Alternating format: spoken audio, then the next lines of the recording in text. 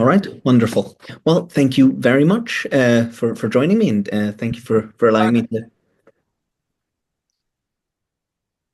Oh, sorry, I thought you. Yes.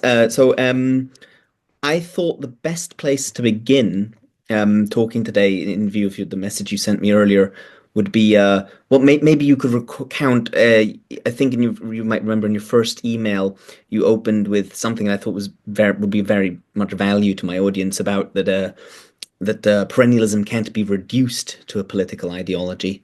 Uh-huh. Preface to our conversation. So I don't know if you'd be willing to recount your thoughts Yeah, on that.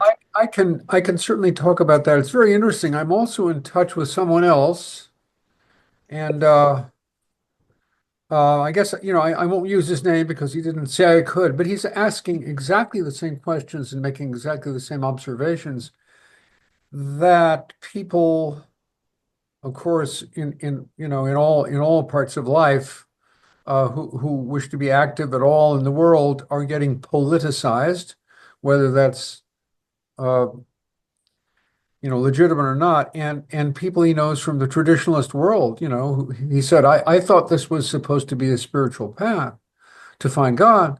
But now, someone has become a politico for Alexander Dugin, and somebody's become another kind of politico. And why is this happening? This is what I'm getting asked now. So somewhere, and I have so many emails going on now that I can't remember who I sent this to, but give me a second and I'll see, because I had a real short explanation of that to this other person. Excuse me. Uh-huh.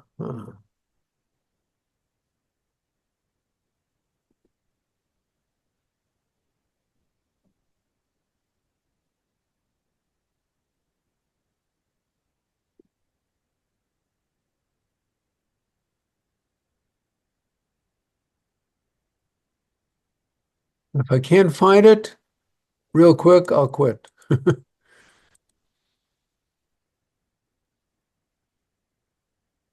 I can always cut this out in editing Yeah, afterwards. okay, good. Yeah, Don't because don't feel I don't want you to feel any pressure. all right. Let's see.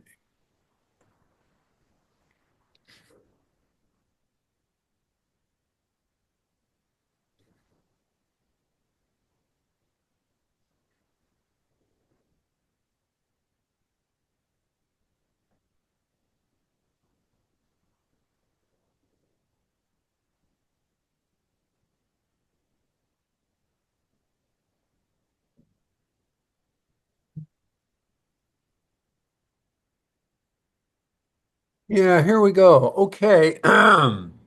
So if I can just jump in here, we were talking about on goodbye. We were talking about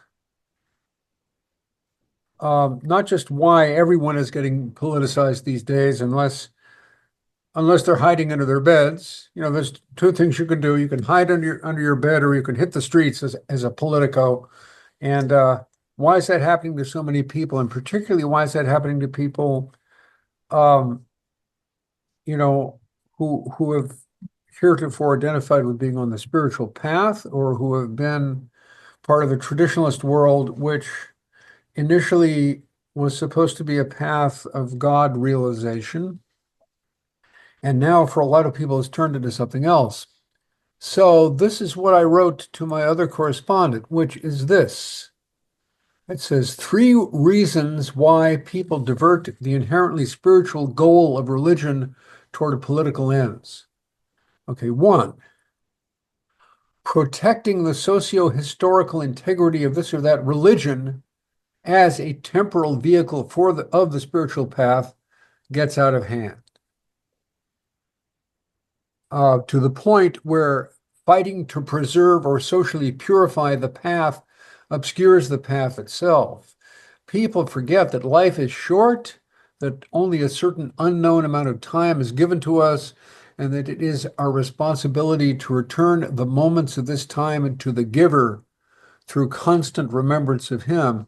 If political considerations, no matter how religiously, quote, justified they may be, interfere with its remembrance, then the struggle to protect the path has in itself destroyed the path, and so failed not in spite of, but because of its own best efforts.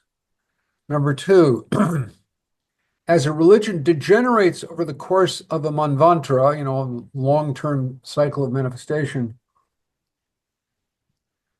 what was once a true esoteric elite may be progressively transformed into a way of preserving what was once the characteristic piety of the mass of ordinary believers in earlier ages.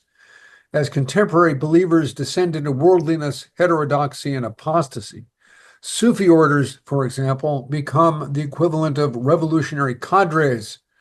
And as soon as this happens, they must accept patronage from one or more of the vast socio-political financial titans now struggling over the ruins of the contemporary world, and so lose their orientation toward self-transcendence, toward the one. And the third is the self-transcendence and death before death required by the greater jihad, the struggle against the soul or against the lower self. The greater jihad is quite formidable. And so many people opt instead for a maximalist relationship to the lesser jihad, to socio-political or military struggle in the supposed cause of God. They would rather sacrifice even their bodies than do anything to threaten their identities. And one of the best ways to accomplish this is to seek a false self-transcendence through annihilation in the group ego instead of annihilation in God. You can die in the cause of al-din, of the religion, or of the people, or whatever collective, feeling that you have accomplished the one thing needful because you have made the supreme sacrifice, and still be holding on to your essential identity, which you conceive of as living on either in the collective human memory or in the paradise where Allah blesses and congratulates and rewards the martyrs. Certainly a reward is due them if they were called to nothing higher, but not if they shirked a true call to annihilation in God and opted instead for mere physical death in the supposed cause of God. Allah does not accept second best. So that's what I wrote to him. Oh, thank you for that. I was just thinking there might be a sort of third reason, and I'd like your No, comment. that was three, so this would be a fourth Sorry, reason. fourth. Sorry, my apologies. Okay. My chronic innumeracy. No, a fourth reason. And you're in a good position to comment on this, given that you're quite a bit older than me. So I think you have some personal experience of this. Is that I mean, all three of those reasons pertained to something internal to the traditionalists, or to those Well, traditionalists who are not entirely, but primarily, yeah. primarily, yes. Um, but perhaps there's also a dimension to which the world that we're inhabiting has an ever shrinking space for people being apolitical. There's sort of an increasing totalitarianism, even within liberalism or liberal societies, which wasn't there previously, and that's yeah. If you could Yeah, comment on. well, I mean, yeah, liberalism is now a true misnomer. I mean, Mm, very rapidly, the idea, I mean, the liberals used to have liberality. They would say, well, they would quote Voltaire, who said, I may not agree with the thing that you say, but I will defend to the death your right to say it. That was the mantra of liberalism, in up until maybe the 80s or through the 80s. And now that's not liberalism.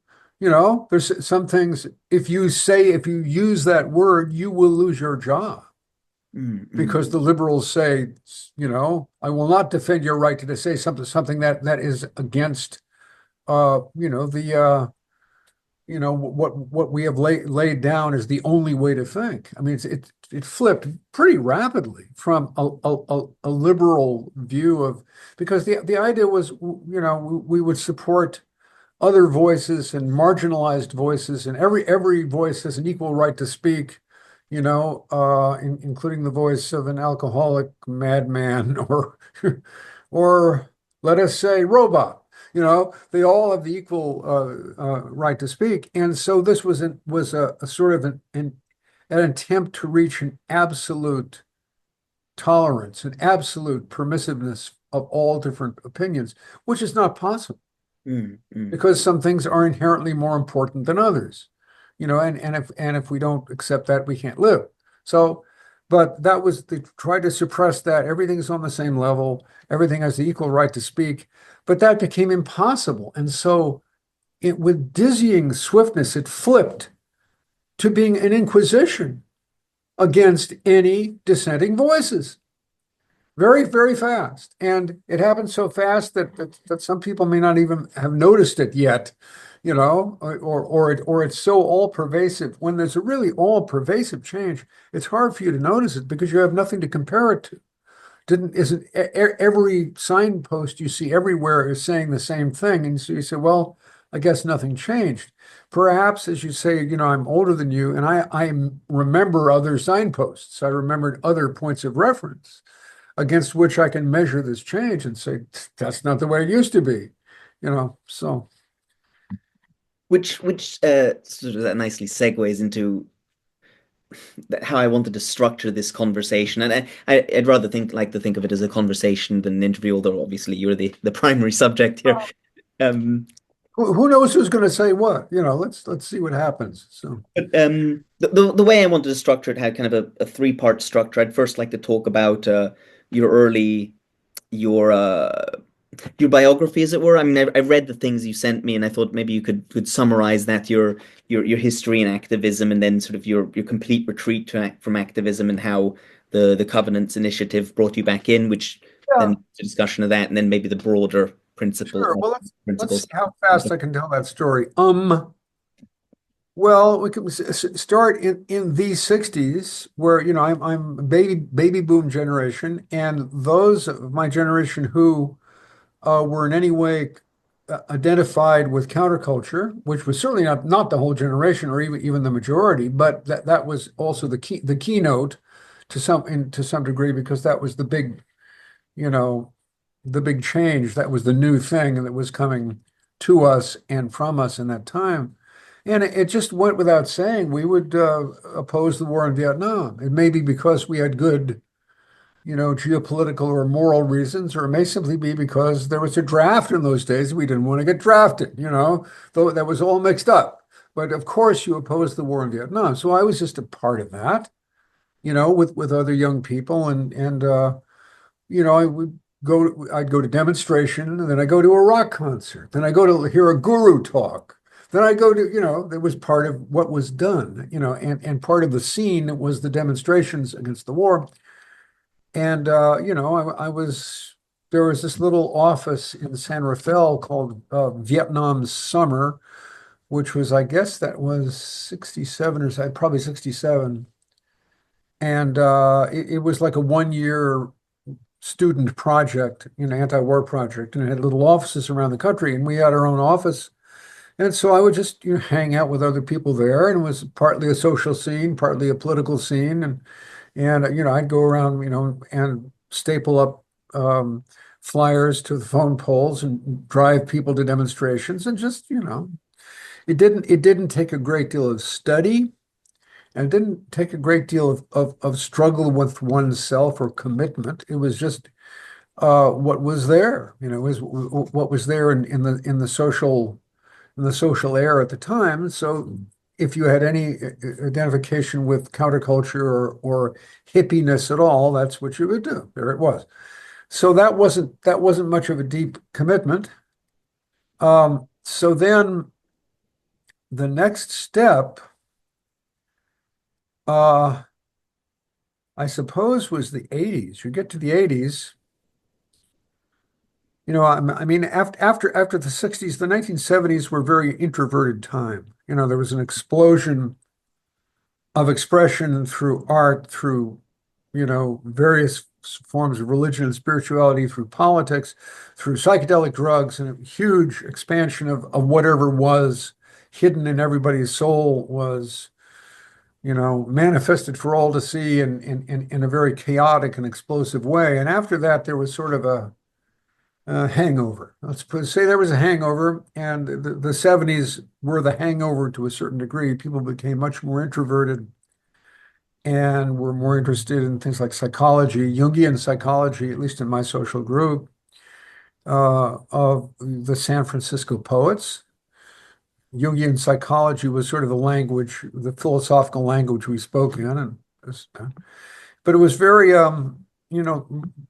looking within, trying to figure out who we were in terms of what is our identity after we'd sort of blown whatever identity we'd had earlier to the four winds through the psychedelic experience and God knows what. We were sweeping up the pieces and trying to come back into human form again and figure out who we were.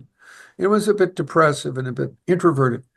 Then, but the 80s came along, and what happened was the United States, well, there were revolutions in Central America.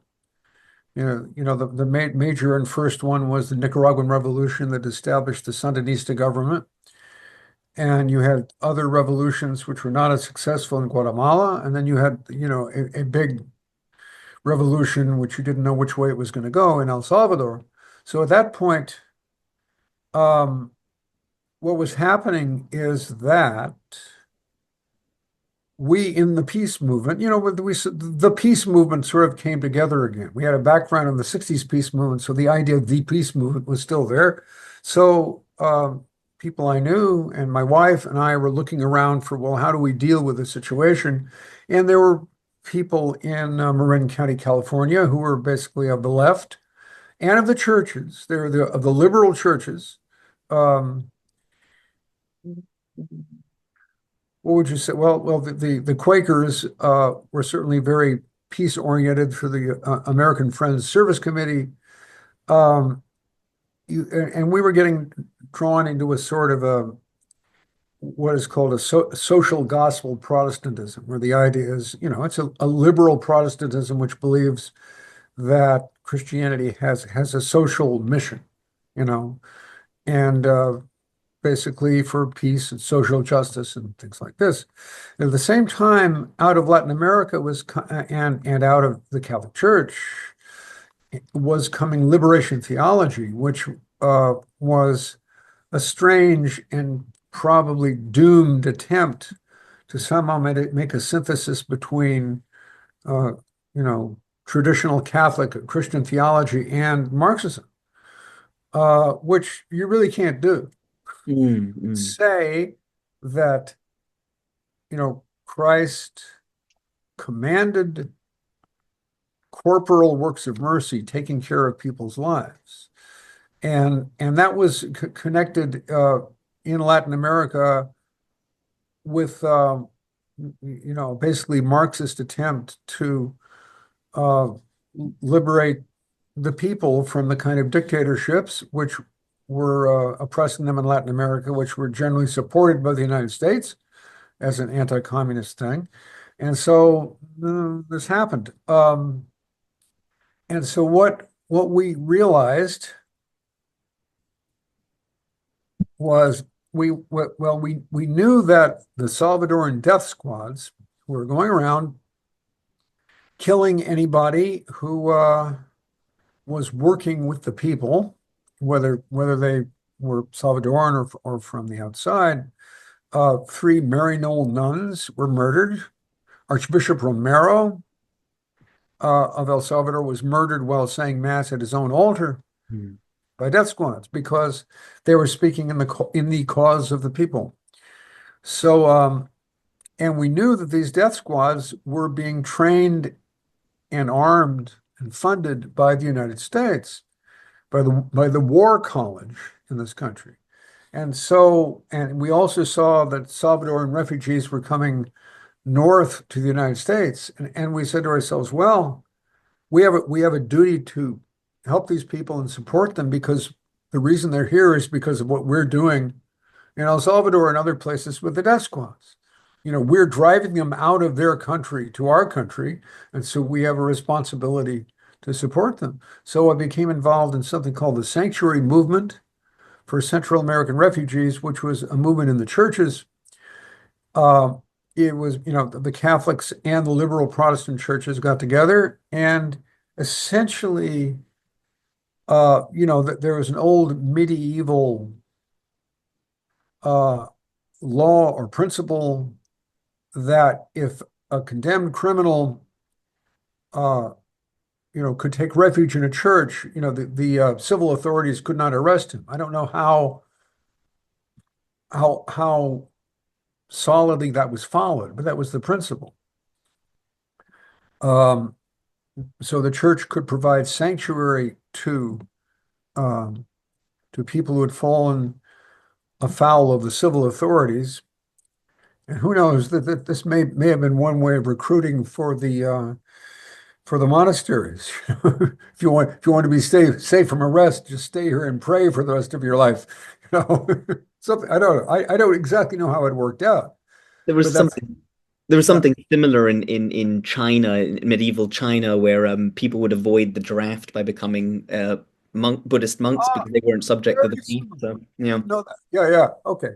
So anyway, we invoked that principle to work with the Salvadoran refugees who were, of course, here illegally, and therefore they were criminals, and therefore, wow. So my wife and I became elders of a small Presbyterian church in San Rafael in Marin County, California. And we worked on this movement that none of these refugees lived on our property, but some lived, in other churches that we were working with, and we were part of that movement. And it got to a point where if the feds had wanted to move, we would have been liable for 5 years in prison, federal prison for conspiracy. So that was like the idealistic leftist peace movement, and we were connected with. We went back to our connection with the San Francisco poets, which we connected with in the '60s, because I was a um, published by City Lights Books, who had published The Beat Generation. I knew a bunch of those people. So I had a background in poetry there, and my wife and I, both poets, we were connected with poets who were becoming poets of resistance, as it's called, cultural workers and all of this idea, generally leftist idea, following the Latin American poets, people like Pablo Neruda and Cesar Vallejo. And this was essentially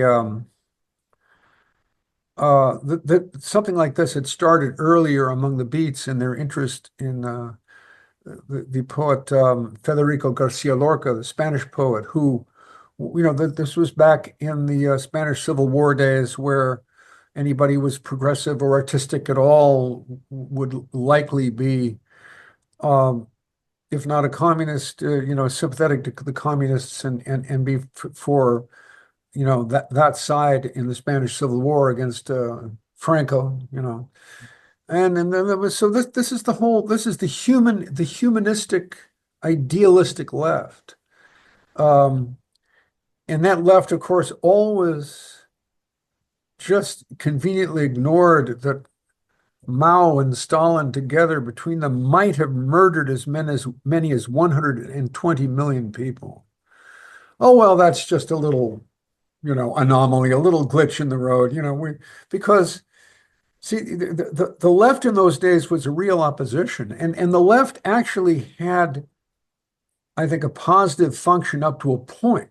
It had a lot of negative aspects, and but there were positive elements in it, insofar as it was an opposition, and it was a way for people to idealistically express their opposition to what the U.S. government was doing in one way or another. But as soon as the left became the establishment, as it has been until recently, very recently, it turned into a monster. This is what we saw happen in Russia. Wasn't it, thank God it wasn't as bad here, But as soon as the left becomes an established uh, government, all of its idealism is over, and you find, oh, that was just a way to get useful idiots Mm. to support the left, believing they were supporting the cause of humanity. And later they found out the hard way that wasn't true. So we were right at that point, and we were working with some of the Salvadoran cadres from the uh, revolutionary left in El Salvador, but we started to see, well, these guys they're all fighting each other. This is all infighting. Wait a minute, you support one cadre and the other cadre hates you, and wait, what's this? And the people from the Salvadoran left would come to the churches and they would lie to us, and they would say, "Oh, there are no communists in fighting in El Salvador. Oh, no, no, no. This is all, it's Christian and beautiful and and then they would, you would see these narrow eyes and these sneaky smiles, what idiot, these idiot gringos in the churches will believe anything we say, won't they? So in other words, we got rather disillusioned, you know, thank God. Uh, so after that, we Sorry, just, I just yeah, wanted to interject with a question because otherwise I feel that go ahead. Go we'll ahead. move Yeah. on. So I just wanted to ask for you personally, but also for this kind of this Christian movement more generally, do you feel that the motivation principally biblical, or was it that you were coming from this political milieu and then Christianity was drawn as a support? And I don't mean just necessarily That's you a very personally. good question. I think it went both ways. Now I always, as a hippie, somehow believed there should be some relationship between spirituality of one kind or another and social action of one kind or another. That was because that was part of the cultural mix of the counterculture. So when liberation theology appeared in the Christian world, we said, well, that sounds like what we were after, you know. Now, some people were coming entirely from a Christian biblical standpoint, and they looked at this as the next way, to make their religion more relevant and more real. I mean, there were churches who where the faith was becoming weak because you hear the same sermon over and over again, and what's happening, is anything really going on? But when you could make a commitment like this, it was dramatic, and it would get people interested, and some people would leave congregations when they became radicalized like this. Some congregations were split. Ours was not really split. A couple of people left, but it was pretty much stayed together. Um, but some people, like I say, it went both ways. Some people coming out of Christianity and figuring this is the next expression, or some people coming out of a political commitment who believed, nonetheless, that should have some spiritual element, and this looked like something like we were trying to do in the 60s. Mhm. So, like that. And sorry, just one more question before Yeah. we continue. I was under the impression you grew up, just because I'm interested. You grew up Catholic, so at some point you moved to Protestantism, or was it not like a No, I moved to hippieism. I moved to right? hippieism completely because it was very strange. All of my formal schooling is Catholic school, from nursery school, kindergarten, eight grades of grammar school, and 4 years of Catholic high school. That's it.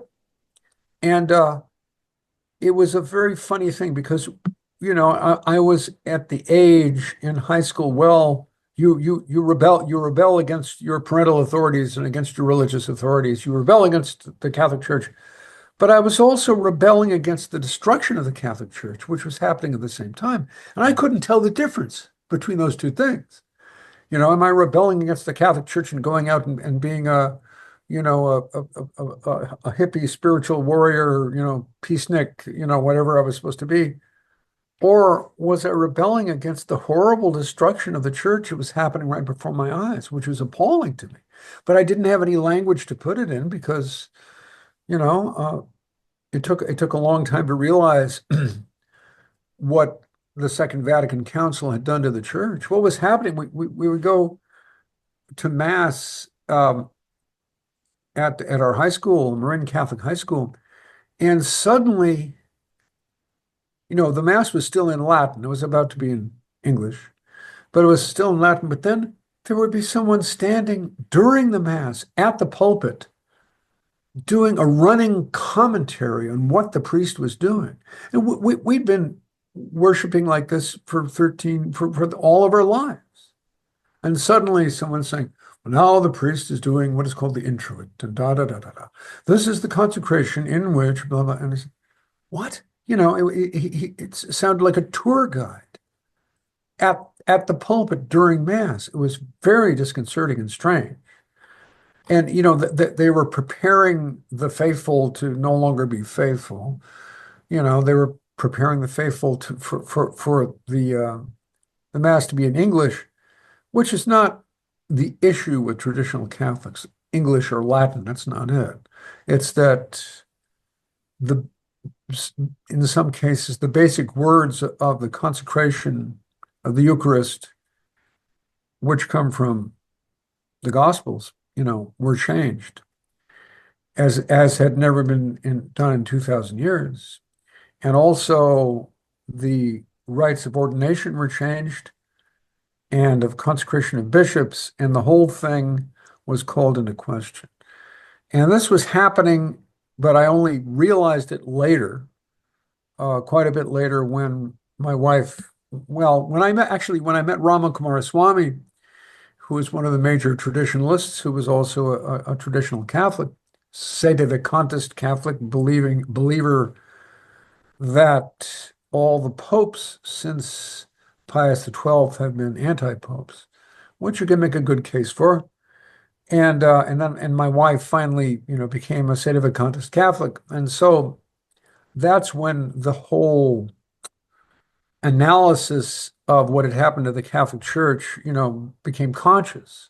But I had to go back and say, obviously, if I hadn't felt that something had gone terribly wrong, I might not have joined the hippies. But something was going terribly wrong, and here came the hippies, and what could be more attractive than the Pied Piper, music of the hippies coming by with all this, sex, drugs, rock and roll, and spirituality, wow, everything. So, I followed a lot of my generation and went in that direction for quite a while. It was only, that was the 60s and the 70s pretty much. It was in the 80s that, I began, to look in the direction of liberation theology and come back into Christianity, although in a Protestant church, not a Catholic, working very closely with Catholics nonetheless, with nuns at the Dominican convent where I had, who had provided my teachers in grammar school and where I'd gone to nursery school and kindergarten, the same place and some of the same people. So it was like I was still very close to the Catholic world, yet I was in a little Protestant church. So, but in a sense, it was activism that brought you back into Christianity. Could yeah, I guess you could say that. Yeah. Right. But then that, as I say, we got to a place where that wasn't going to work. And I was seeing people who had been very, very leftist and very active in the peace movement just suddenly flip and become very right wing. I remember one guy, Jim Willens, who was a San Francisco poet, who had been a Maoist, and he was a serious Maoist and all this and this. And then suddenly he went through leftist burnout, and he flipped and he said, well, now I'm a follower of William Buckley. And he said things like, follow of William Buckley, and the first time I received the Holy Eucharist, man, it got me higher than acid ever did, which is not necessarily the best characterization of that sacrament, but that was the way people were feeling. Jack Kerouac did the same thing. Jack Kerouac, well, he was never truly a leftist. He was, you know, there were a lot of people in the Beat Generation in that world who was sort of coming out, particularly like Allen Ginsberg, coming from a Jewish communist leftist family background, and other people that this was sort of in the air. Um, and he was going along with those people. But then at one point, he just said, forget that.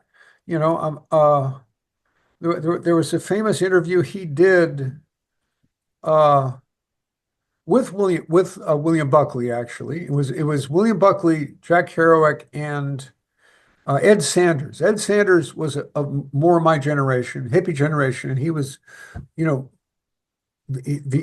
his idea was, well, the beats are our progenitors, and they're where we came from, and we are the peace movement, and we are the left, and so the beats must have been that too, and there was Kerouac, you know.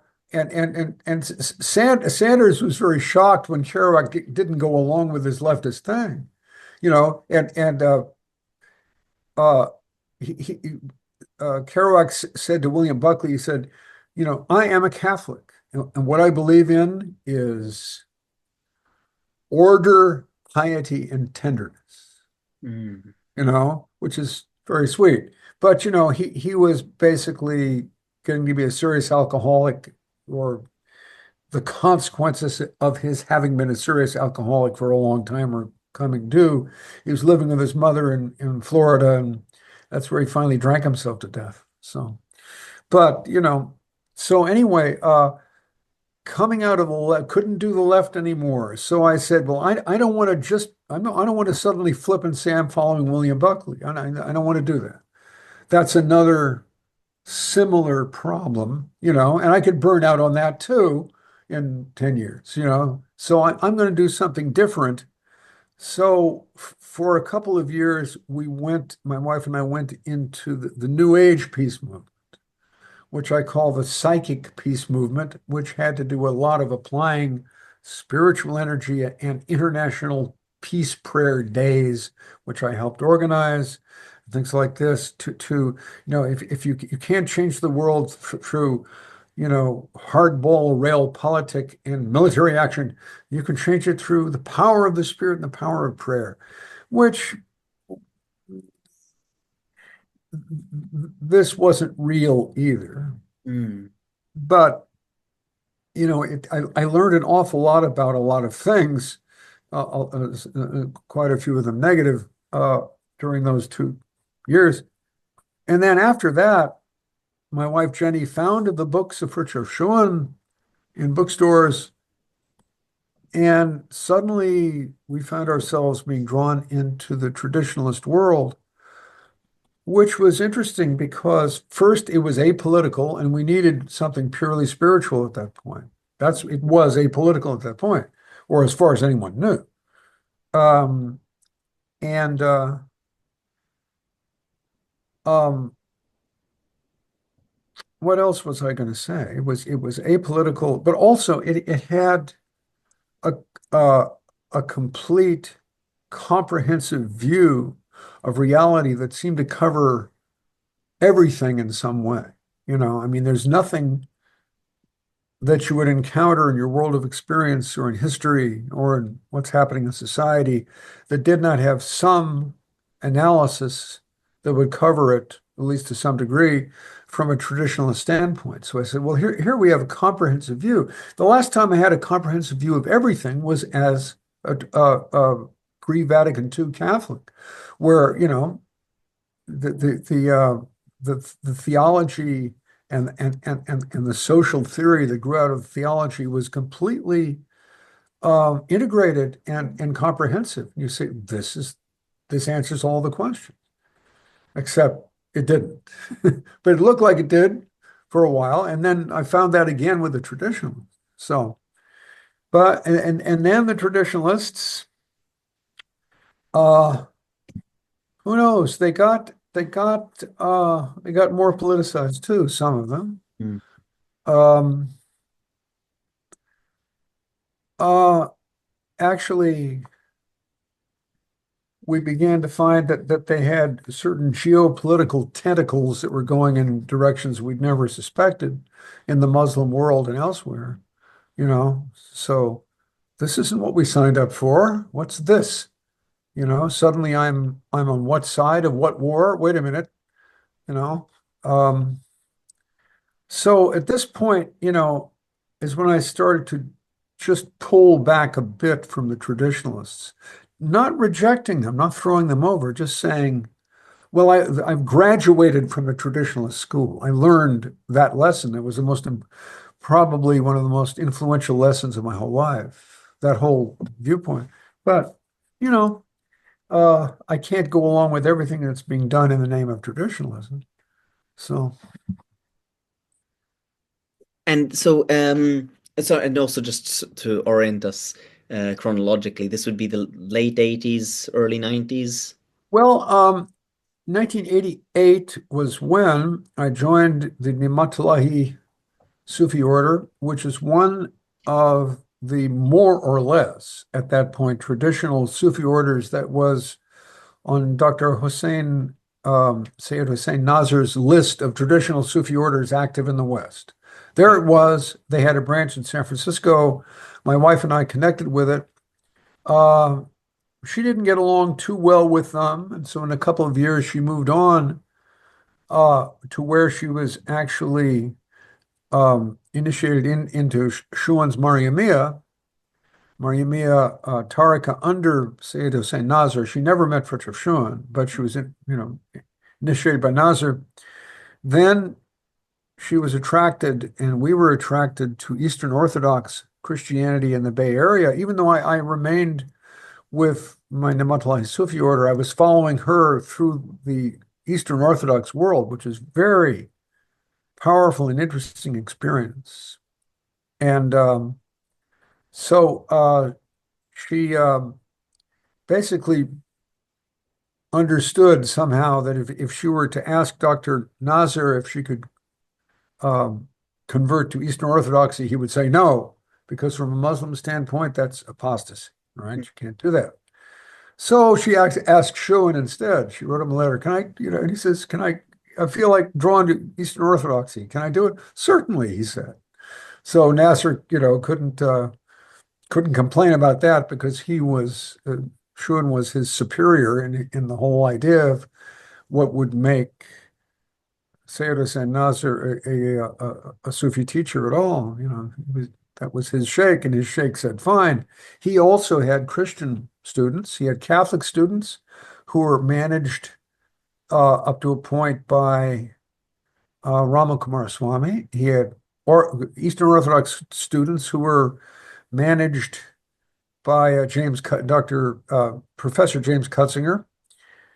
Uh, and so Jenny became Eastern Orthodox because we had a great Eastern Orthodox saint in the Bay Area, St. John Maximovich of Shanghai and San Francisco, Archbishop, wonder worker, an amazing, amazing figure.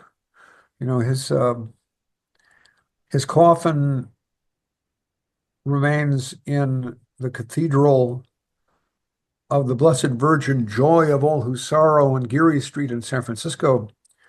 And many miracles were attributed to him both during his life and after his death. And so very powerful influence. And, we would go every year to see Dr. Nasr in Alexandria, Virginia. And after that, we would go every year to see James Cutzinger in Columbia, South Carolina. So that's the way that went. And but I was still with the Namatalahis until Dr. Nurbaksh passed away. I think it was in 2006 or a couple of years when, maybe 2008, I forget, maybe a little later. Rama Kumara Swami died in 2006. So that was our course. And, a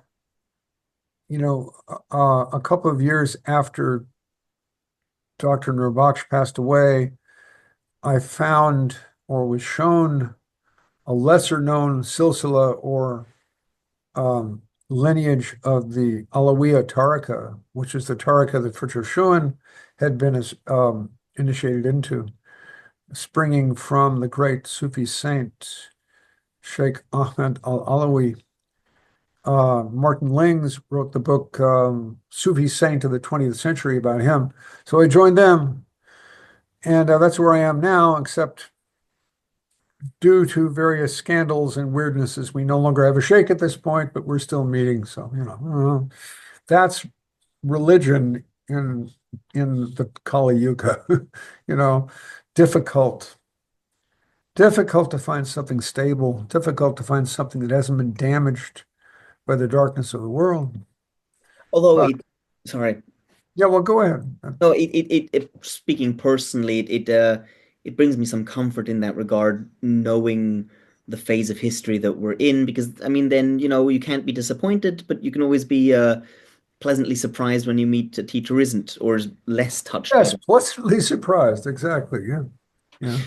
Um, Yeah. People who look for religion, as a safe and secure port in the storm where all is peace are going to be disappointed. The struggle sometimes gets more fierce. The closer you are to the truth, hmm. the more violent and militant the lie becomes. That's the way it is. So I wanted to move on to uh, the Covenants initiative, but before we do that, and maybe you don't want to talk about this, but if so, just tell me. Because you mentioned the sort of geopolitical entanglements with the traditionalists that you weren't comfortable with, and I assume that that's not Dugan, that's something else. Well, no, it's well, of course Dugan. Some people from the traditionalist world in this country have been attracted to Dugan because it looks like, I mean, he was fishing. He was Mm. fishing for them. He's fishing for everybody. He has different baits and different colored lures, for different. I mean, there's no one who is less consistent in his beliefs than Dugan, and he's proud of his inconsistency. I am all things to all men. Like I say, he speaks to communists as a communist, to neo-Nazis as a neo-Nazi, to Satanists as a Satanist, to Russian Orthodox as Russian Orthodox, to traditionalists, Guénonian traditionalists as a traditionalist. That's the way he does it. He's trying to build a coalition. So, and everybody only hears, they just want to hear what they recognize. Oh, I found someone who's Russian Orthodox and or traditionalist and or this or that, who is also political, and I'm with him. Yeah. So that's what but I'm not talking particularly about Dugan. Uh, well, a friend of mine, I will say, a friend of mine recently contacted me, who is a past student of Dr. Nausers, and said, "Well, guess who is head of Turkish intelligence at this point?" Is one now. I'm saying I was told this story, so I have only one person telling me this, and that's my whole authority. So if someone wants to dispute this and knows better than I'm very glad to listen. But I'm just repeating. Uh, it's almost a rumor because I've only heard from one person, but I'll repeat it. Uh, so he says, guess who's the head of Turkish intelligence right now? Is one Ibrahim Kalin, who was a murid and a PhD student of Dr. Nasser's. And he apparently is the one who led the Turkish incursion into Syria, the military incursion into Syria when the Assad regime fell. So, not to say what side I would take in that mess of a situation. There is no nation more politically divided and unstable than Syria. And only the heartless and vicious dictatorship of Assad, could put a lid on all of that, conflict, all of that eternal civil war.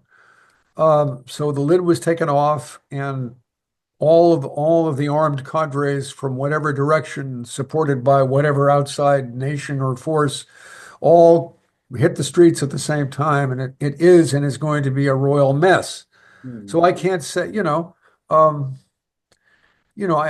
I can see some good in what the Turks doing. I can see some evil, and I have to say it's beyond me to make sense of that now. I may be called to make sense of it again if I have a role. If I don't have a role, I'll just step back and say, as the Irish novelist James Joyce said, history is a nightmare from which I'm trying to awake. And I'm saying that's enough of that. So, in any case, and the Maria Mia has got connections with the Jordanian royal family and possibly, the Emirates for all I know. It's like that's one of the. Ways they went, you know. So, and I can't say all this is evil. I'm just saying, for the people who went in this direction looking for a spiritual path to God, this is a bit disconcerting. This is not what they signed up for. That's all. Doesn't mean that I'm for or against any particular position taken by any particular member of the Maria Mia. I'm not qualified to judge that at this point. So, Right. So, okay. Well, thank you. I just wanted to clarify okay. that, but I wasn't because I wasn't sure what exactly you were alluding to. Um, but okay. But then you went through a period where and tell me if I'm mischaracterizing this, where you more or less wanted nothing to do with activism, or you thought there was no good could come from any. Well, yeah, it looked like, I mean, I looked at all these various idealistic efforts, and I saw, I ran them ahead in my mind, accurately or not, and I said, that's not going to work. That's going to go into that contradiction. This one's going to go into that contradiction. I don't see I don't see any way that isn't well, that you don't have to go half blind in order to get involved in. Mm. I mean, like as far as I was concerned, I already knew too much. So, But but what happened is suddenly in the middle of this, now my publisher for some years, my once and who knows if or not future publisher, possibly not, was James Wetmore of Sophia Perennis Publications, who has done wonderful work as a publisher. I mean, he's the one who's single-handedly kept the collected works of Rene Guénon in print in English, mm, and many other great works. He published the collected works of Ramana Maharshi, not because most of what Ramana Maharshi, most of his expression is in dialogues, but he wrote a few things, and Whitmore collected them together, and there's a little book of them. So he's done a lot of great work.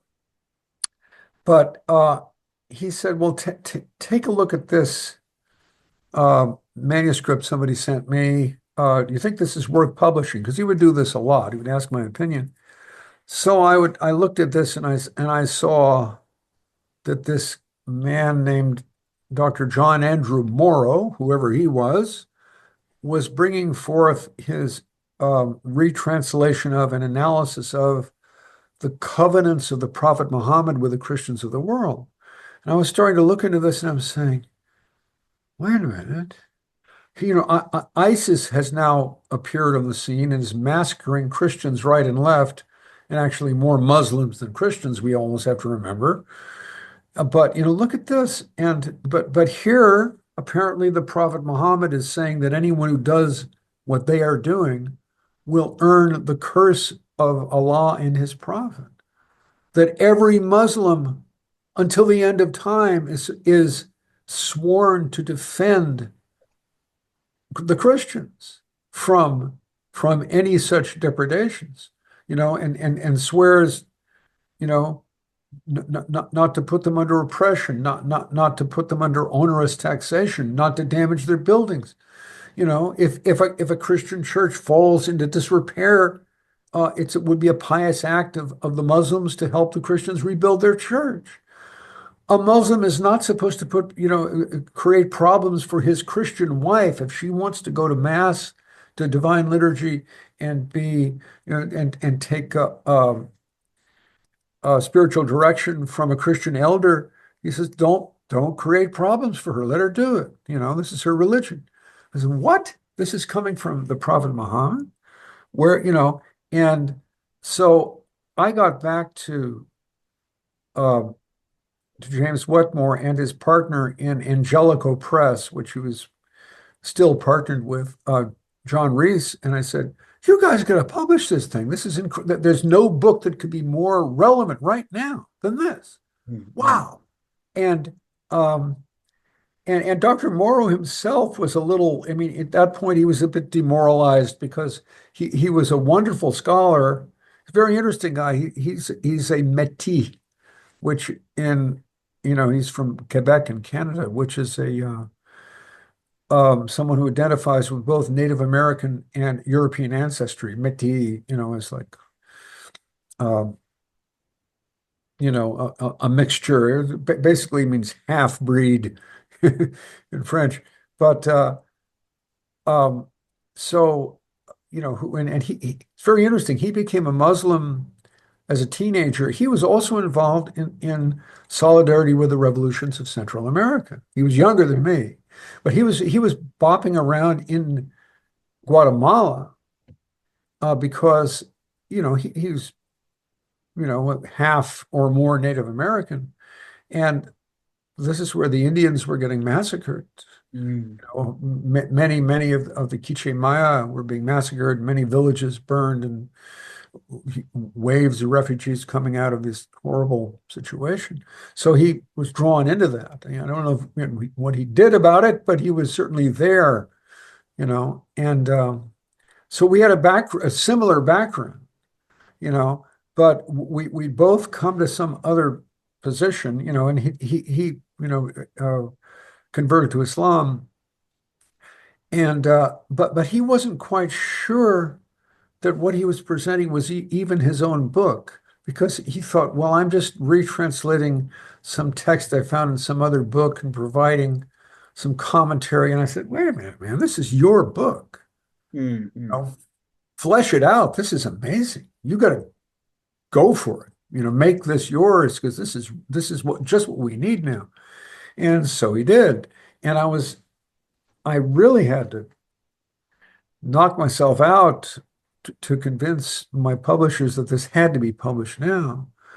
And at the same time, let's see, I was supporting Dr. Morrow in completing the book and getting it to, getting it into shape and putting his name on it. But I also said, now look, we cannot do much of a advertising campaign because we're a pretty small press. We don't have that, budget for that. But I think we can make a political movement out of it, or a peace movement out of it. And I said that. And and this was hard to sell to the publishers because they were saying, well, this is scholarship. This isn't activism. They're two different things. And I said, you ever hear of committed scholarship? I mean, the scholarship is one thing, but the other part is we make a movement out of it, and they need to go in tandem. And that was my entire idea. And Dr. Morrow went along with it, and because it was, of course, it was bringing together different parts of his life that had separated. Hey, you can be an activist again and a scholar, and you both are needed. So we did this, and man, it was 7 years of high drama. Wow. Um, it's quite a long history, but we went so far as Imran Khan, the past uh, what prime minister is it of Pakistan, who's now in prison. uh, was, quoting from the covenants. The Pakistan Supreme Court quoted from Dr. Morrow's book, which had my introduction and all this, in a case where there was a Christian woman, Asia Bibi, in Pakistan, who had been something like she'd gotten into a little tiff with some Muslim women, who said, yeah, dissed her for being a Christian. And she said, you know, my prophet was the Son of God, and and saved the souls of everybody on earth. What did your prophet ever do? Some kind of thing like this. And said, you know, blasphemy against the prophet. So she was arrested and she was in jail for 7 years with the threat of death hanging over her head because of this. And finally, the Supreme Court released her, and they cited our work um, uh, in their decision to release her. And there were also, there were people who were suddenly invoking the covenants right and left that we'd never heard of, but it had gotten out. And Morrow was amazing. I mean, not only did he do amazing work in proving, in just not just that book, but several books afterwards, proving the provenance of these covenants, that they really were, from the Prophet Muhammad, peace and blessings be upon him. And and just doing the history of their use, we found out that they were the basis of the uh, policy of the Ottoman Empire toward religious minorities, were based on the covenants. The covenants were renewed every year by the Ottoman Sultan, or every few years. I mean, they were big. They were even studied by the U.S. diplomatic service because you had to know about them if you were going to have diplomatic relations with the Ottomans. It was, and then they disappeared. They almost disappeared completely from history because the Ottoman Empire fell. And then it was, well, what are they? This is just some old documents of a defunct bureaucracy. Who cares about this anymore? So it was almost lost to human memory. Everybody, all educated Muslims used to know about them. Plenty of educated Westerners did. Then gone. But he brought them back at the very time they were needed because of what ISIS was doing. Amazing thing. And, so it's a long story. But so this just came to me, and it was like, well, okay, liberation theology is full of contradictions because, let's put it this way, Jesus said, my kingdom is not of this world. And so you can, well, but it can be sort of this world too. Okay. Now that's not going to work too well. And there are going to be inherent contradictions in that, no matter how idealistically those ideas are applied. Whereas with the Prophet Muhammad, he was called to be a mystic and a spiritual leader and a military leader and a diplomat and an administrator, and he in other words, he had a completely political call along with his spiritual call. It was all of a piece because that's what Allah willed for him. So when you talk about, I mean, the covenants had less internal contradictions than liberation theology did. So they worked out better. And you just realize this is going to work because this is God's will. This is not my idea of how to improve on God's will.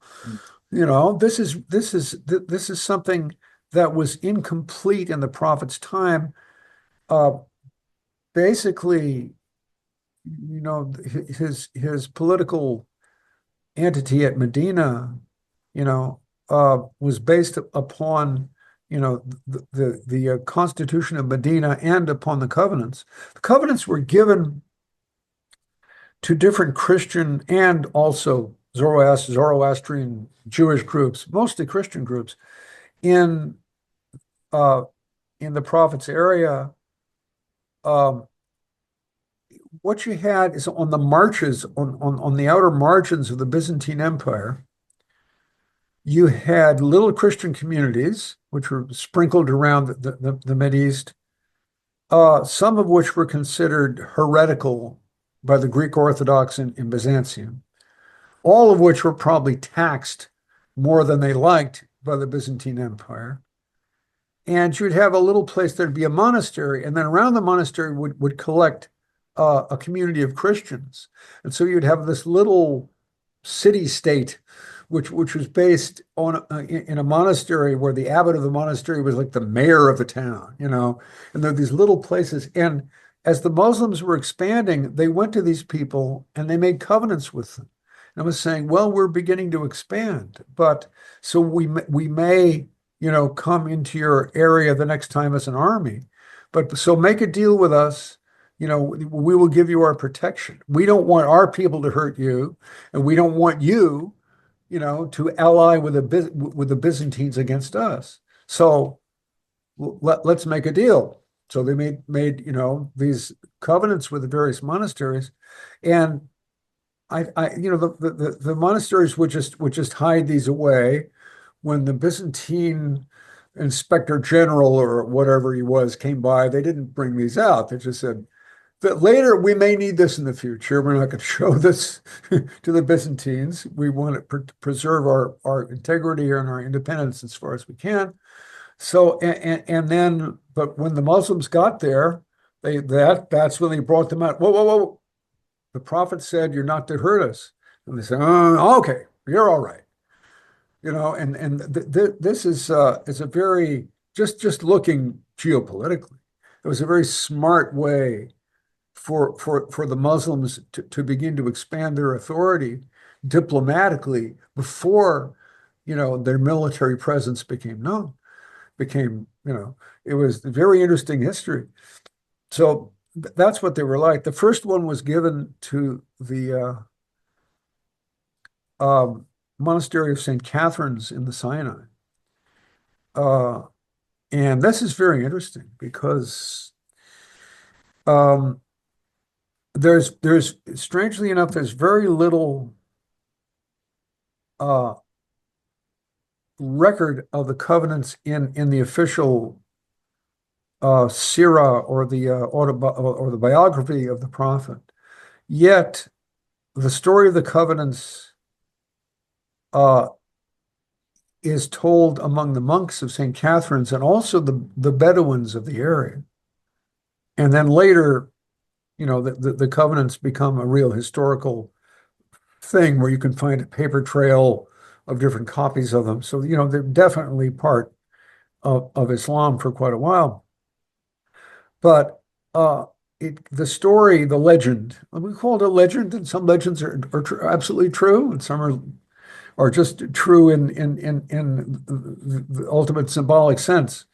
But before Muhammad became a prophet, before the Quran descended upon him, he was a caravan leader, and he ran caravans for his rich merchant wife Khadija, and maybe for others, who knows? But so he traveled around a lot of places in the Near East, making contacts, learning the area that he was later going to be expanding into as the prophet of the Muslims. But so he was learning it, and his caravan came to St. Catherine's Monastery in the Sinai, which they would supply that monastery, and there was undoubtedly some product that the monks were able to create out there in the desert. I don't know what it was, but there was trading with the monastery. So he got there, and the story is he was, I think, leaning against a wall of the monastery, which is you can see it in Google images. It's like a little fortress. It's right below Mount Sinai, and it's got little towers. What's interesting about that monastery, in the middle of it's a little fortress. In the middle of it, there's a mosque. The monks built a mosque for Muslim pilgrims because before the Crusades, the Hajj used to be much bigger. Muslims who could afford it would not just go to Mecca and Medina, they would go to all sorts of Christian and Jewish sites. They go to Mount Sinai. They were, and for the pilgrims going to Mount Sinai, there were a lot of Muslim pilgrims, so the monks hospitably built a mosque for them inside the monastery so they could do their own worship there. See, and this all went to hell after the Crusades, but it's very interesting. So anyway, the prophet was leaning against a wall in the shade from the hot desert sun, and one of the monks comes out and looks above him, and there's an eagle just balancing in the wind above him. And the monk says, "This is a sign." And so the story is that they invited him in. They said, uh, "Write something for us. We foresee that great things, you know, will come to you, and write us something. Write a when you come into your kingdom, we want to make sure that you will protect us." And he said, "Well, who am I? I'm just a caravan leader. I can't protect anybody from anything. He said, "Well, they say humorous. Just do, we'll write a little something." They wrote, I don't know what it was. And then he put his hand in some black ink and put his handprint on the page because he was illiterate. He could not write. So that was the first something like a covenant. Then later the covenant was expanded, and it had various provisions and this and this. It's very interesting that the text still exists. And the so and that it was um, witnessed by four, I think, future caliphs and a lot of the prophet's companions. And the original document is not found because at one point the Ottomans came and said, "Well, we really need to take this to the top copy where all the great relics of Islam are kept, the staff of the Prophet and the sword of Ali and all this, so this needs to be there, but uh, we'll leave you a copy and we'll take the original." So we don't know. The original may still be there, but we haven't found it. But a very early copy, is known to still be at the monastery, and people who go there. I'm not sure you can visit it anymore because of all of the military terrorist activity in the area. Not long ago, it was more or less closed to visitors, but it's there. People I know have seen it. So this was heavy. So this is something that Allah wanted. And the prophet said, um, these covenants were inspired directly by God. So since that's where it came from, you could do it without getting involved in worldly geopolitical contradictions. It was God's will. And so it was pure. It was amazing to see that. So in other words, it was possible to be an activist on the basis of these covenants. Like it wouldn't be what they have is like the seed of a universal doctrine of human rights that has nothing to do with and owes nothing to the the revolutions and largely the anti-religious revolutions of Western Europe. Nothing, it owes nothing to the French Revolution. I mean, it's a doctrine of human rights coming directly from a divine revelation, not from an anti-religious revolution. So it was exactly what was needed for the time. Now we're not doing that anymore, although Dr. Morrow is beginning to come back with it now with what's going on in Syria. And I have to get back to him and see what he's up to these days. But for a long time, people that we didn't know were just taking taking possession of the covenants on their own and doing their own thing with them, which is perfect. That's the way it should go. We couldn't manage a big peace movement. We were just two guys. So for the sake of my audience, let me ask you a couple of questions. Um, what's contained in the covenants that you won't find that isn't already in the Quran and the Sunnah and the Hadith? Well, all that is contained is the actual practice. I mean, it's more of the Sunnah of the Prophet. Let's say elements of the Prophet's socio-political Sunnah appear in the covenants, which may not appear so explicitly anywhere else. They contradict nothing in the rest of in the Quran and in the Sunnah, insofar as the hadith it's based upon are legitimate, which is always uncertain. You know, hadith are a very important source, but they're hard to evaluate because there are spurious hadith. In other words, the hadith are contradictory. You know, some are entirely in line with the spirit of the covenants, some are not. So, but if you accept the covenants as the actual practice of the prophet, what he did, then you can go back to the Sunnah and even the Quran and understand it better. Oh, you know, here's an ayat of the Quran which has been interpreted different ways, but if you look at it in terms of the covenants, oh, I see what that means. It must mean this because this interpretation is in line with the prophet's actual practice. This one is not. So, and that work is yet to be done. But I keep thinking that on the basis of the covenants, you can start to winnow the hadith, the socio-political hadith, to see which are really the prophet's, wish, and which are crept in from other directions. People, rulers paying scholars to come up with hadith that will, benefit them in this way or that, sociopolitically.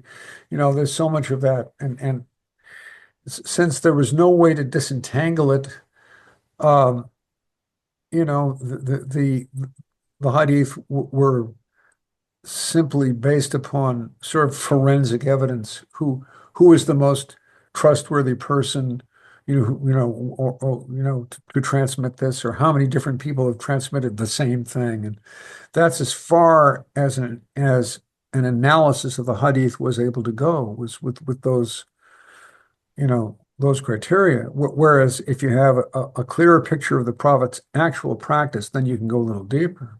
So, Mm. And also, and perhaps you're just going to refer me to Dr. John Morrow. Maybe this is not you're not the right person to ask this question, but I'll ask you nonetheless. Um, the historical practice of dimitude under the Ottoman Empire, to what extent does that conform or diverge, if it does diverge, um, from what's set out in the covenants? well, I mean, the covenants were not always enforced. They were enforced sometimes. Some rulers ignored them. Some rulers followed them to the letter. Others, there's a great spectrum. So you're going to find abuses, of course, in the relationship between Islam and the other religions. But the covenants were always there to recall the rulers to what the prophet's actual will was, and sometimes they let themselves be recalled, other times they didn't, and it's a very complex history. So Mm, I see. Thank you. Um, and then I suppose the next place to go with this is, and I realize I've kept you. How long has it been? Oh, almost an oh, hour. But whatever, oh well, good. As long as you have energy. Um, as long as I have coffee. it allowed what for you personally, well, not just personally, but it has personal significance it had for you, but also a broader significance, is that the covenants allowed for a an activism where you could be sure of the divine sanction of what you're doing. Would that be correct to Yeah, say? well, on the highest level, you can never be sure that your actual actions, every one of your actions has got, the stamp of approval of Allah. That's a bit arrogant to believe such a thing. But yeah, it basically, there was basically a fair wind and, you know, a stable ship and a solid keel going in a particular direction, and things would things would work out in ways that you didn't expect. So you felt that, you were somehow in line with the flow of God's will, you know. And I'm sure, one of the things we had to do was at one point, both the Saudis and the Iranians were sort of bidding for Dr. Morrow. Mm, No, he got an interview with Khamenei that appeared on Khamenei's website, and then we get overtures from the Saudis, and and we just had to say no, we're not going to go.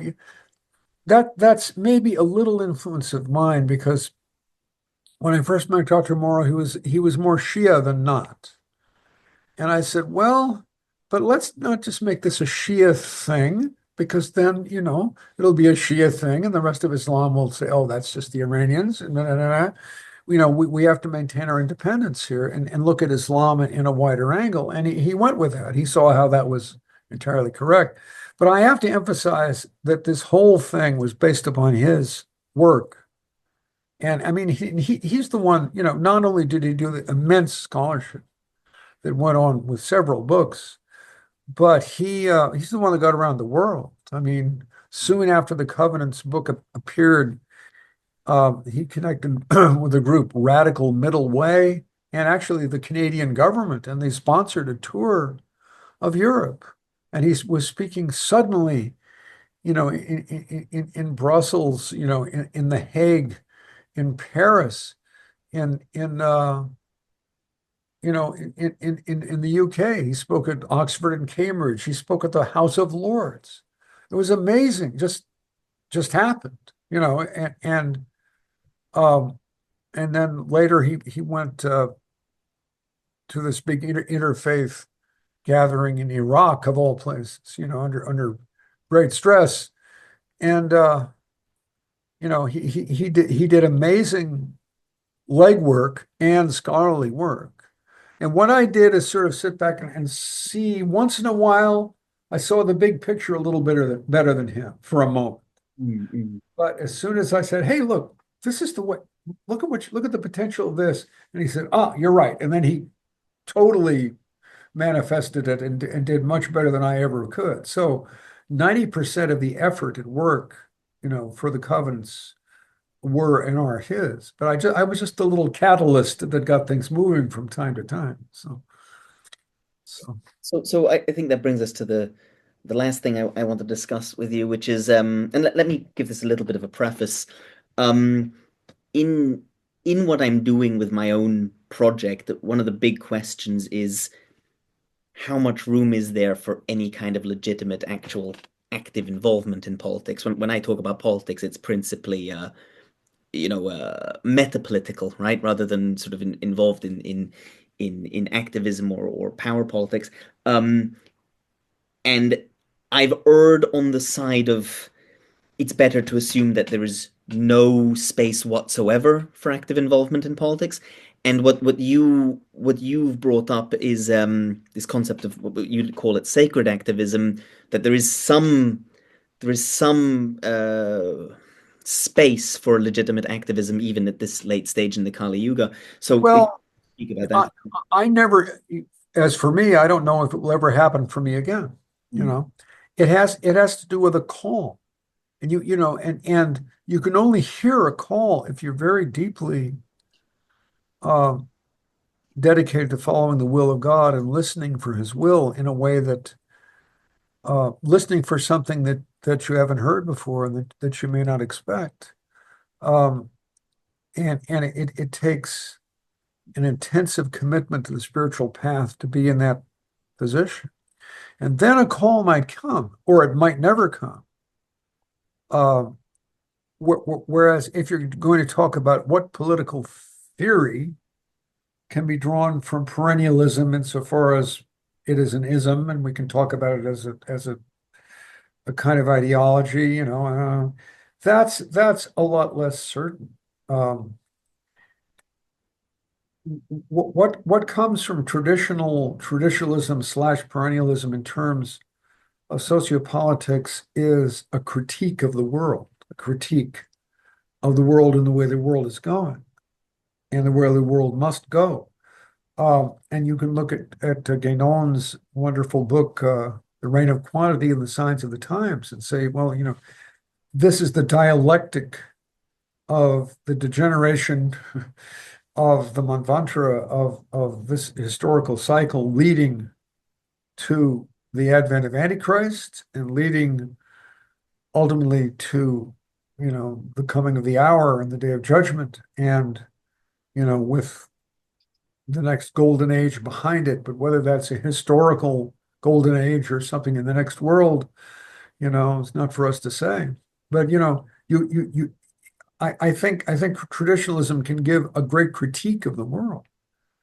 Uh, and it will largely, the socio-political theory that could come out of traditionalism, perennialism, would largely be something that would show you how to avoid being trapped by some worldly agenda. Mm. Because you see the dynamics of the world and you see, oh, don't go there because that will involve you in this sort of, less than spiritual effort, which will finally be taken over by powers, worldly powers much stronger than you are. And don't go this way because this could happen.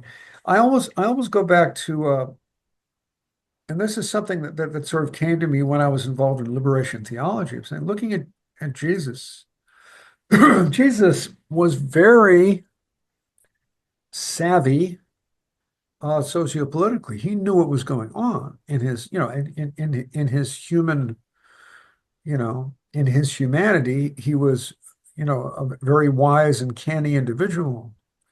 Um, what you had, okay, it was a system of colonial oppression. You had the Romans who had conquered Judea. You had their puppet king, Herod and the Herodians. You had the temple authorities, the Pharisees and the scribes who had made deals with Rome. And then the opposition, you had the activists who were the zealots, who would, you know, essentially the terrorists fighting for the liberation of Israel from Rome. And you had the Essenes, who were the contemplatives who were sitting the whole thing out, although they had a conception of what the final apocalyptic war would be between forces that might, under certain circumstances, be identified with Rome. I believe they call them the Kittim, and the sons of light. There was a mythologized idea of a final eschatological battle, and all of this was happening at the same time. Now, how is Jesus going to navigate all of this? Well, it's interesting. He criticized in the Gospels the Herodians who followed the puppet king installed by Rome. He criticized the Pharisees, although the Essenes were actually sort of purist Pharisees. That was their, but the Pharisees associated with the temple. He criticized the scribes who were the sort of the secularized Jews who followed followed Greek culture. And he criticized them, but he did not criticize. You never hear any criticism of the zealots, the revolutionary terrorists, or of the Essenes, the monastics who were sitting it out and waiting for God, to blow the trumpet and for the final battle. He didn't. So those were, you would see from that standpoint, a bit more his base. Doesn't mean he was in any way a revolutionary, Mm. but he was not going to alienate those people. Nor was he a pure monastic because he was obviously out among the people and, doing his ministry and healing and preaching. So, but he didn't want to alienate the Essenes either. So you see sort of where he was placed. And then the Pharisees, was it the Pharisees and the scribes? Anyway, they came to him and they thought they were going to trap him. And they say, "Well, Rabbi, we have a question because you're so wise." And is it uh, is it lawful according to your view of Judaism or is it lawful to pay the tax to Rome? Yes or no? Now the thing is, uh, one of the big bones of contention that the Zealots always came down hard on is on the Roman denarius was an image of the emperor. And that, of course, that was a graven image, and it was against the Ten Commandments. You will have no graven images. Okay. And not only that, but the emperor was at that time, I believe, or at least one time, I think it was at that time, was worshipped as a god in the provinces, not in Rome itself, not in Italy, but in the provinces, he was worshipped as a god. And so the idea was if you pay the tax to Rome, this is literally idolatry and this is prohibited, you know.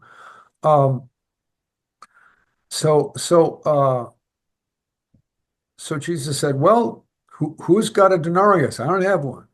I don't carry these things around. But who's got one? Show me one." So they bring it out. He says, "Well, whose image is this?" "Well, it's the image of Caesar." And he said, "Well, give to Caesar what belongs to him, give to God what belongs to him." Wow. Because, in other words, you can pay the tax, but paying the tax doesn't mean you're worshiping uh, Caesar as a god, because God is, there's no God but God, to quote the Muslims. And it was amazing how he was able to get out of that trap, because if he said, well, it's lawful to pay the tax, he would have lost his whole base among the Zealots and possibly among the Essenes, and he would have become irrelevant and he would have nowhere. Whereas if he'd said, no, it's unlawful to pay the tax, then the Romans would have arrested him for sedition. That would have been the end of him. But he got through, and he was able to continue. And he did that because he had an immense, besides, being the Son of God, according to the Christians, he had an immense sophistication when it came to the political forces that were operating in his time and knew how to navigate them. So this is what traditionalism, perennialism can help give us, if we understand it correctly, is a way to navigate the political forces of our time so none of them will trap us. So we will be free of them. Mm. You can't be just free of them, just saying, I'm just gonna sit it out and not get involved in politics and look at the sky. And you'll get involved, in spite of yourself if you don't know what those forces are. You've got to understand them so you can avoid them. So that's what I was saying. Well, I agree completely with that. I think that's very, very nicely put. Um, there's a question I'm itching to ask you, which is, and again, on behalf of my audience, if we imagine someone here's what you say about sacred activism, and when you're called by God to participate in the world, as it were, what advice, what spiritual advice would you impart on such a person so that they approach it correctly? Well, I mean, it's very simple. What does it mean to you to put God's will first? What does it mean to you to be able to say, like with any prayer, you pray for something that you want or feel that you need very seriously, but you say, this is my wish. And yet I surrender my wish to God, because let God's will be done, not mine. You have to, if you have a feeling that you wish that you could do something, about the terrible things that are going on. And you might even have some way to do it. If that comes to you, well, what you have to say is, well, this has come to me. This is what is I feel maybe calling me. This is a wish. I wish I could do something, but that's me. Mhm. Now I surrender this. I release this into your hands, my Lord. And if you send me anything that corresponds to my wish, alhamdulillah. And if you take my wish away, so I never see it again, because that's not what's to be done. Alhamdulillah, it's your will. You have to admit your whole desire and need to feel like you're doing something to help the world if that has come to you.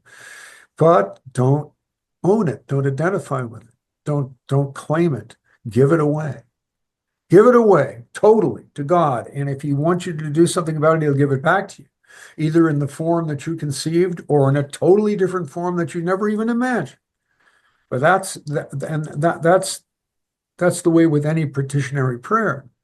You have to admit your own desire and not pretend that you're above it.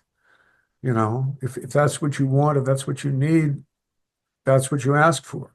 But then you totally give it away and say, and whatever God decides will be the best if I have given my desire to him. So that's how you do it. So if I can, just to make sure I've understood that correctly, put it this sort of in a neat formula, um, the greater jihad has to be prioritized over the lesser jihad. Yes, Would that be of a course. Yeah, I mean, and the lesser jihad, if it appears, must serve the greater jihad. Otherwise, it's not a jihad at all. It's a it's a temptation and a vice that you fell into to get involved in something which will lead only to destruction, ultimately for yourself and for the people around you. The greater the lesser jihad, whether this whatever kind of struggle this is, military or socio-political or intellectual, all those levels of the lesser jihad. Lesser jihad is not just military, it's also, particularly in our time, it's also intellectual, and but you know that has to be dedicated, because you know political activity is very heady, and you develop an identity. You develop, I am the warrior for justice, or I am the martyr who will sacrifice all, for God, and you develop an identity. And if in the course of the lesser jihad you're developing an identity, then the lesser jihad has gone wrong. The lesser jihad must serve the greater jihad, which means uh, I sacrifice in this work, I sacrifice my identity as the one doing this work, because otherwise it will all go wrong. So, uh, and because that's how you sacrifice your will to God's will, is by sacrificing the identity that the enforcement of your will would supposedly bring you. You know, you got to be content to be no one. And if you're no one, then God may put you to use, or he may just reserve you, for the next world. We don't know. and you touched on this earlier, but I just think it bears repeating for the sake of the audience, is that in approaching that, in approaching sacred activism and submitting to God in that way, um, it I think there's what you said, which I think was really key, is you also have to be prepared that no call to action may come from above. You have to be prepared to not do anything before. Yes, yes, really. And if so, then in surrendering that wish to God, the need to be an activist is gone. And or in surrendering that wish to God, he may hand activism back to you, fully fledged. So Now do it. You don't know how it's going to go. And you have to be prepared to not know how it's going to go. You can't control destiny. Destiny is God's will and God's providence. I think that's a rather beautiful, wonderful sort of climax to our conversation. Um, there was one last question I wanted to ask you, which is something of a non sequitur. And I may cut it out and publish it separately then. But there was something I've read in one of your writings. I can't recall which one of it was now, but I think you said something to the effect, and you didn't elaborate on it, so that's why I wanted to ask now that the the Francophone Gunnonians have a more political character to their writing, or more interested in Well, politics. I don't know where they are now, but I mean, certainly I saw there was a period. And when was that? That was, in the earlier 2000s or something. You would look up Guénon and there was always someone, as if that they were one of the tributaries to the European alt-right, you know. I don't know how that went. That's the impression I got. you know. Mhm. So, Okay. I think I know right. Okay, that's what you were talking about. yeah, Uh, that's what I was. yeah. All right. Well, I mean, wonderful. I realize I did you a disservice. I should have introduced you at the beginning of this interview. Oh, So much too late, but oh, Charles. it's too late. Too late. um, but my first interview, so I'll keep that in mind for it's a sacrifice you've made for the benefit of the next person. Yeah. Well, Um, it's introduce. Well, it goes right along with saying, you have to sacrifice your identity. So I never even started out as anybody. So am I supposed to tell people who I am now or my name and all of that?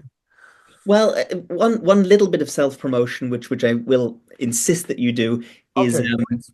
it's just a little thing. Is I want to promote your forthcoming Substack, and actually what I intended to do is not publish this interview until that's up and running. So, dear viewers, you can find the links to that in the description box, and also the links to Mr. Upton's YouTube channel. Yeah, yeah, and we will see what comes of that because I'm at a place where I've written down most of what I was always going to say, and now if I learn anything more, it's usually somebody asked me a question and I find myself saying something I never said before, and so I learn something. Or in response to something I said, someone will come back with a comment, and I said, I never thought of that. So this is where the writing is taking place, is in collaboration with with people who've been listening to me and people that I hope to listen to myself. So, So our present audience should take that as an invitation to please, so would you also like me to include your email in the description yeah, box? always. All right. I'll do that then. So thank you very much. I thought this was a wonderful conversation, and I very much appreciate your time. Okay, well, thanks a lot. Right. All the best. And well, we'll schedule when you tell me when it suits you, and that so we can coordinate. Yeah, yeah, I will get back to you for sure. So, Okay. But whenever's convenient for you. Right. Well, thank you very much, and have a good afternoon. yeah, same to you. If you value my work, I'd be most grateful if you would like, subscribe, leave a comment, and share this video with anyone you think might be interested. If you would like to support me in working on this project, I'd be deeply thankful if you would consider becoming a regular supporter through Patreon or making a one-time donation through Ko-fi. Links in the description. If you do subscribe, please remember to hit that little bell icon because otherwise YouTube won't inform you when I upload new videos. If you'd prefer to read my essays over the video format, they are all available in written form on Substack. Link also in the description.